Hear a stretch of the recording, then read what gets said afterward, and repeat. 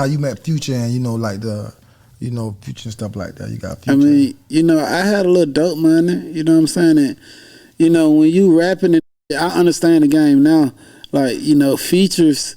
A lot of eat off features. Yeah. And I just wanted that could afford to buy a feature from Future. You smell me? Yeah. And of course, Young Scooter, he put the play together. Whatever Future shot him because even when Ali make plays for me, he get money. So I ain't saying that he Scooter tried to cap out for me. I would never put that on him, but I know for a fact gotta have some if he put on the play together. But I bought my first feature from Future, and he embraced me at that time, and it was all love. And what about Lil Baby? Was that like a rap relationship? I think that I had me a nice little wave, you smell me? And when everybody get their way, every dog has their day or whatnot. And it was a dope boy wave at that time. I think the distros have taken the torches from, all the young in the hood that's selling weed and trying to make some money.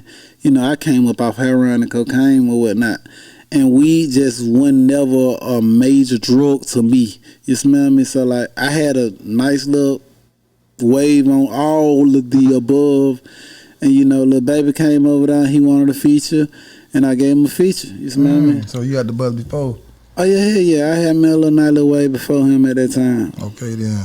How you felt though, you feel me, niggas coming to you, went from hustling, and now niggas trying to pay for features and shit? I mean, just like you called, if I hear it in a nigga voice that he trying to invest in himself, and I care about niggas' money. You smell me? So I don't even do shit that I know a nigga can't benefit off of.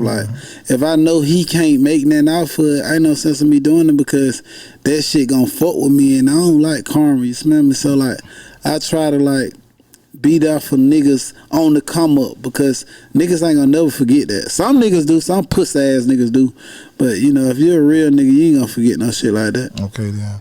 And there was rumor you with Rich Gang down? I mean, I hung with Birdman for about 6 months or whatnot. He embraced me. He took me up on his wing. Again, that's when I had my little beginning raise. That beginning phase of your career, that'd be the most strategic and important part because, that's what people hold on to forever. Just that little peak of your career, they hold that shit forever. Nothing after that really, the first meal or two you get in the dope game or the first 10 million you make out this shit, they'd be like, oh, that motherfucker getting money.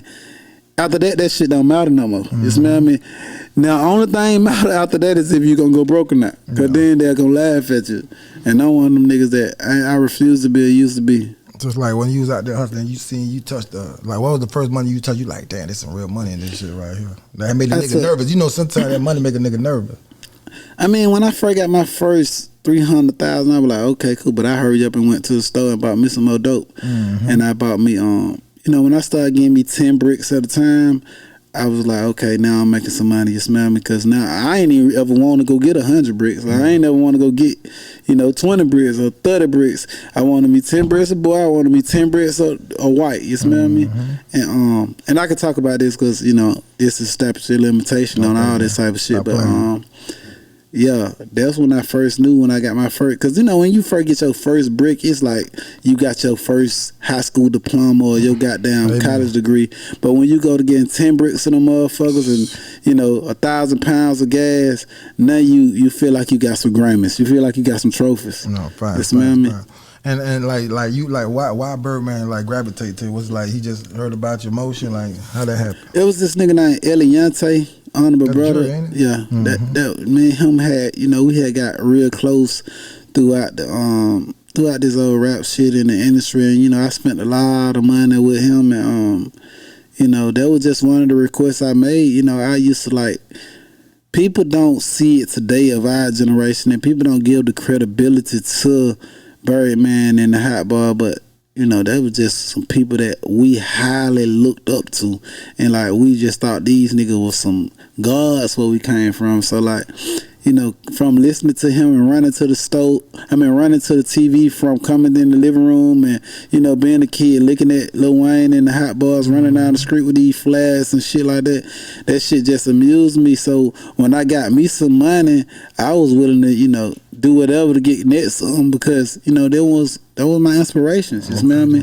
These were my idols that I looked up to. So it was an honor. It was just an honor just to be net some. I wasn't thinking that he would embrace me the way he did, but, you know, he embraced me real heavy. But, you know, as a family, as a unit of, like, you know, him being with Wayne and him being with, you know, BG and all the honorable brothers that he be around, and then, you know, when they broke up and everybody went their separate ways and all the bullshit that happened in their family, niggas like me or any other nigga that even get close to him will never be a Lil Wayne. We will never be a Turk. We will never be a BG in his eyes. You smell me? So, like, although, you know, he hug and embrace you and shit, you still gonna see and you gonna feel that it's something missing in his life, and no matter what or who around him, none of us can fulfill them shoes. You smell me?